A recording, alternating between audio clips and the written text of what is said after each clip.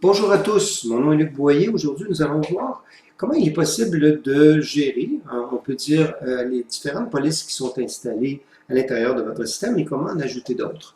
Donc, la première chose, évidemment, qui m'intéresse, ce serait peut-être justement d'aller voir qu'est-ce que j'ai comme police. Bon, évidemment, la première chose, évidemment, c'est de faire la chose suivante. Vous savez fort bien que vous pouvez accéder aux différentes polices par ici. Alors, donc, ça, vous le savez, et ça va quand même relativement bien. Cette méthode fait le travail.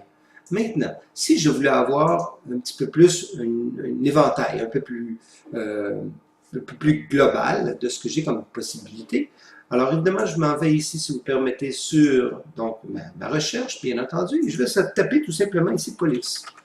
Et à partir de là, vous allez voir donc, entre autres, afficher les polices installées ou le dossier, littéralement, qui s'appelle police. Alors, si vous permettez, je vais juste aller afficher et je vais voir qu'effectivement, j'ai ici l'ensemble des différentes polices et je peux faire évidemment la gestion ici par exemple, masquer ces polices-là ou de les supprimer. Alors ça, c'est vraiment quelque chose qui est facile à faire et qui vous donne une certaine, un certain contrôle, je dirais là-dessus. Vous avez certains autres paramètres, mais ceci va être évidemment beaucoup plus dans un contexte plus particulier et je vous invite à découvrir vous-même les différentes options. Maintenant, si je désire en avoir une nouvelle, alors je pourrais, par exemple, je vous donne l'exemple suivant. Alors, je m'en vais simplement sur Google ici et je vais tout simplement taper ici font, qui est le terme anglais pour police, et je vais simplement ici taper download. Alors, tout simplement ceci.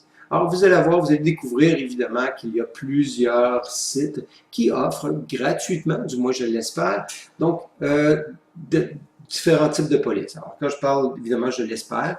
Évidemment, encore une fois, il y a toujours le contexte de ce qui est gratuit, ce qui ne l'est pas, ce qui ne devrait pas être gratuit, qui l'est, et aussi les polices libres s'il y a lieu. Alors, moi, je m'en vais, si vous permettez, sur 1001 Free Funds, et bon, je vois effectivement, encore une fois, là, les possibilités qui sont accessibles.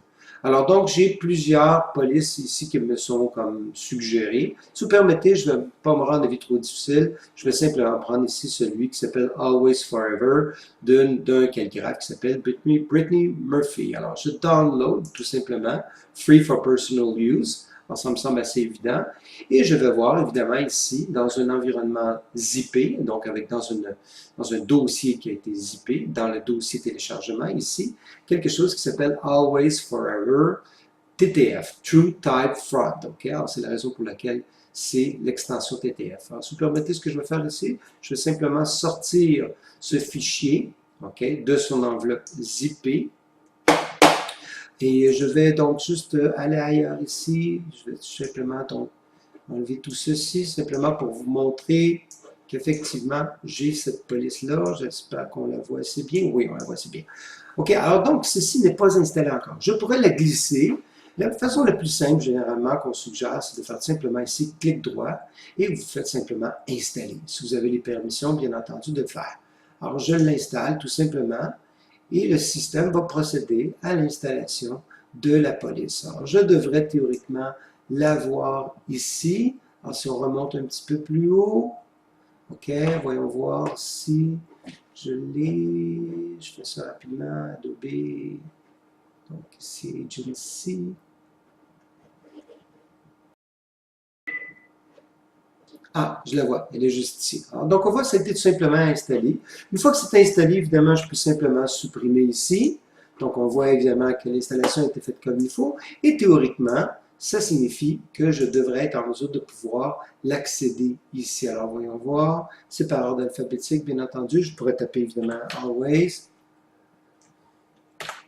OK, et je tombe sur Always Forever ici. Alors, donc, on voit évidemment que ça fonctionne ici. Je ne l'ai pas fait comme il faut, mais de toute façon, vous avez compris le principe. C'est tout simple que ça.